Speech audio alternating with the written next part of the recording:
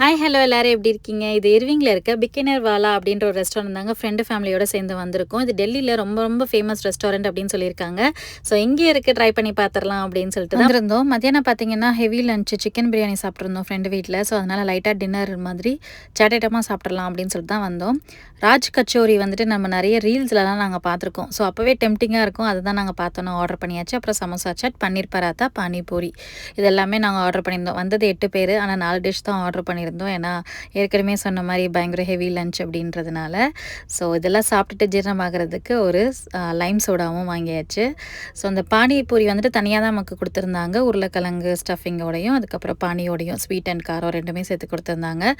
ரெண்டுமே ரொம்ப டேஸ்ட்டாக இருந்துச்சு. அந்த காரம் வந்துட்டு ரொம்ப சூப்பராக இருந்துச்சு. அந்த பானி அவ்வளோ டேஸ்ட்டாக இருந்துச்சு.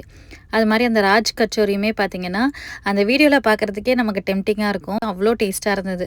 என்னுடைய பெரிய பையன் எப்போவுமே எங்கே போனாலுமே சமோசா சாட்டை தான் ஆர்டர் பண்ணுவான். ஸோ அதுவுமே பார்த்திங்கன்னா ரொம்ப டேஸ்ட்டாக சூப்பராக இருந்தது.